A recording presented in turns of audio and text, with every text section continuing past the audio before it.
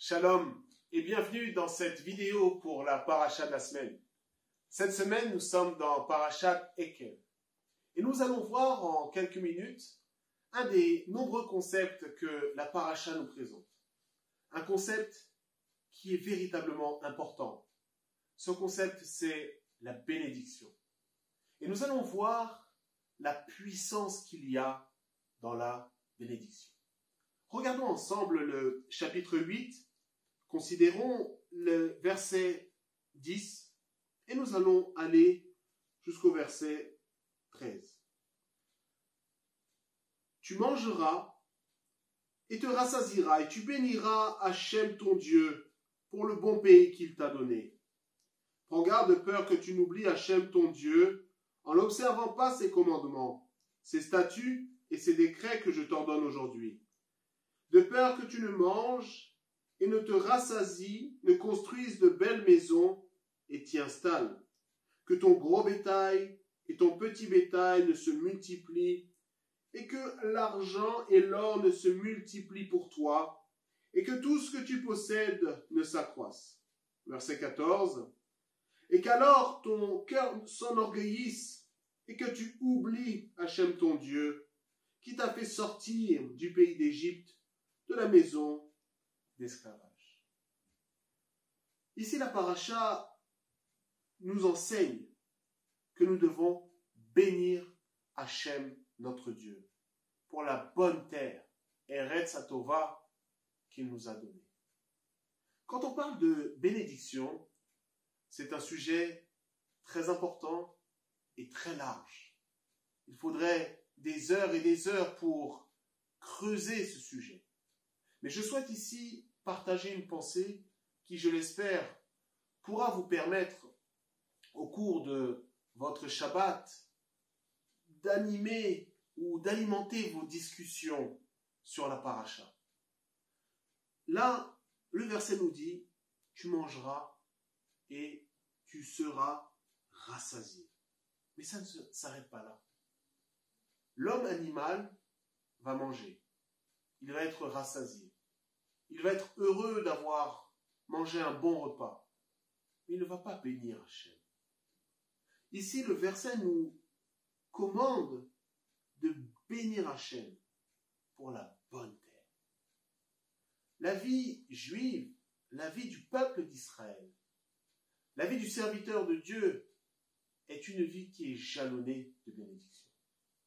Il y a des bénédictions avant de manger, après manger. Il y a des bénédictions lorsque l'on voit la nature et qu'on est émerveillé par la nature.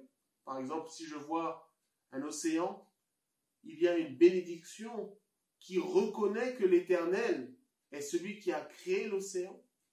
Il y a même des bénédictions lorsque l'on a retrouvé un objet. Toute la vie juive est jalonnée de bénédictions. Mais pourquoi? Parce que la bénédiction est bien plus qu'une simple récitation. Le cœur de la bénédiction, c'est la connexion. C'est le lien qu'elle va créer avec le Créateur. Bénir Hachem, c'est reconnaître Hachem. C'est reconnaître qu'il est le Créateur. C'est reconnaître de façon simple qu'il est celui qui m'a donné l'objet ou l'aliment en question. Et c'est la raison pour laquelle il est important que nous apprenions à bénir l'Éternel, à le reconnaître. Lorsque nous nous apprêtons à manger, bénissons Hachem. Reconnaissons la dimension divine. Reconnaissons la présence divine dans l'acte que nous allons faire. Et une fois que nous avons mangé et que nous sommes rassasiés, ainsi que dit le texte, bénissons-le. Bénissons-le pour la bonne terre. Alors, quand on le considère dans le littéral, la bonne terre représente effectivement la terre d'Eretz Israël. Mais si on va un petit peu plus loin, il y a le Ramad qui nous dit que la bonne terre en réalité, ça représente la dimension profonde. Ça représente la dimension de la Neshama.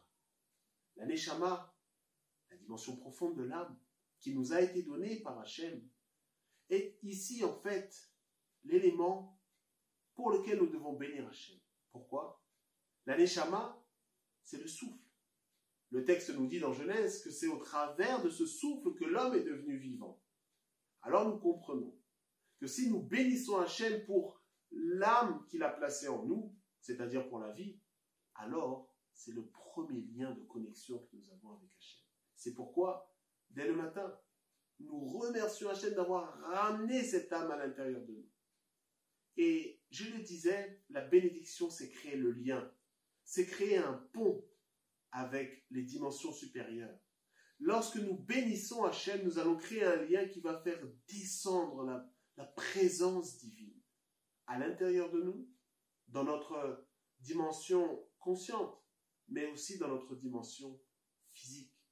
C'est pourquoi, le matin, lorsque nous commençons notre journée, avant même de nous lancer dans nos activités, il y a les bénédictions du matin. D'une certaine façon, nous disons, au travers de ces bénédictions, Hachem, ô Éternel, je veux me connecter à toi. Je ne veux pas vivre comme une personne lambda, mais je veux vivre en étant conscient que tu es là, en étant conscient que tu es celui qui dirige ma vie, en étant conscient que tu es celui qui contrôle mon environnement et qui m'accordera de faire selon sa volonté. Voilà pourquoi il est important de bénir l'Éternel.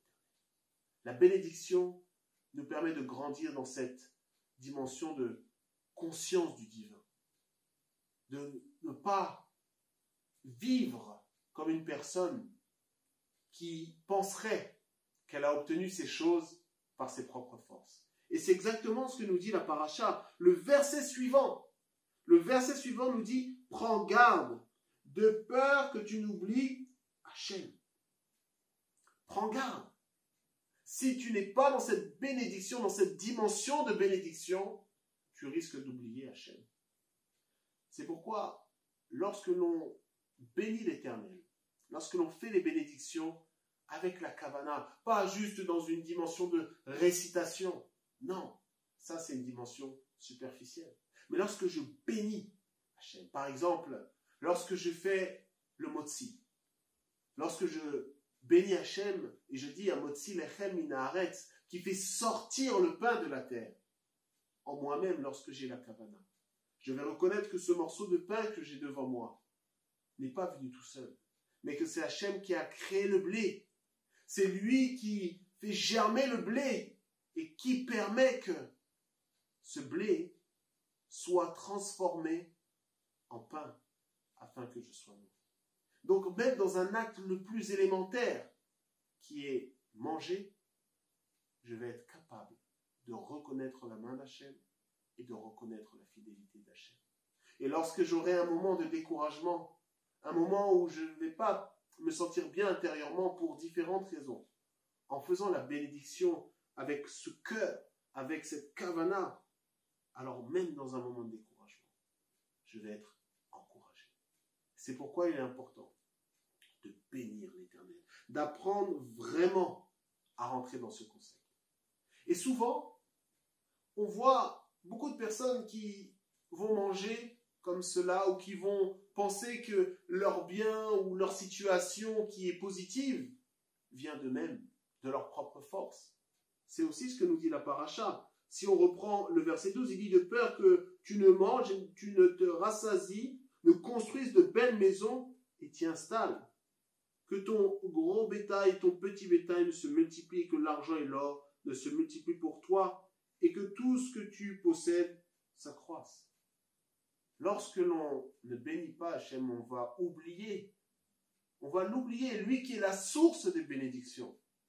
Mais vous savez, bénir Hachem, c'est aussi renforcer d'une certaine façon son Yetzer Hatov. C'est apprendre à contrôler ses pulsions, à contrôler son Yetzer Hara. Pourquoi? Parce que je vais savoir et reconnaître que c'est l'Éternel qui a donné. Et je dois le reconnaître, ce n'est pas moi. Et je ne vais pas l'oublier. Le texte ici nous dit de ne pas oublier Alors voilà un aspect que l'on peut considérer dans la bénédiction, dans la puissance qu'il y a dans cette bénédiction. Créer ce lien avec l'Éternel. Créer un pont, ce qu'on appelle en hébreu un guécher. Et à quoi sert un pont? Un pont sert à connecter deux rives. Alors on peut voir ce pont comme cette connexion entre la dimension d'en haut et la dimension d'en bas. C'est pour ça que lorsque l'on dit Amotzi lechem min haaretz, qui fait sortir le pain de la terre, et que l'on considère dans ce verset, le verset 11, que la bonne terre représente la Neshama, alors on peut dire que la bénédiction va créer le lien entre le monde d'en haut et le monde dans lequel nous nous trouvons. Et c'est pourquoi nous avons besoin d'apprendre à bénir l'Éternel. Alors voilà cette pensée que je souhaitais partager avec vous sur la puissance de la bénédiction. Je vous encourage vraiment à méditer sur cela. Et ainsi, lorsque vous ferez des actes élémentaires, vous prendrez soin de bénir l'Éternel. Alors peut-être que vous ne connaissez pas les bénédictions en hébreu. Dans un premier temps, je dirais, ce n'est pas très grave. Mais au moins, reconnaissez Hachem. Bénissez l'Éternel pour le repas qu'il vous donne. Rappelez-vous, le texte nous dit ici, et je vais lire le verset pour conclure. Tu mangeras et tu seras rassasié. Avez-vous mangé? Avez-vous été rassasié? Alors bénissez l'Éternel, votre Dieu. Je vous dis Shabbat Shalom. Que vraiment ce Shabbat soit un Shabbat où nous allons abonder dans l'étude, dans l'échange, et que ce Shabbat soit véritablement un jalon pour nous, pour rentrer dans cette puissance de la bénédiction, dans cet attachement avec l'Éternel, notre Dieu. Shabbat Shalom à tous.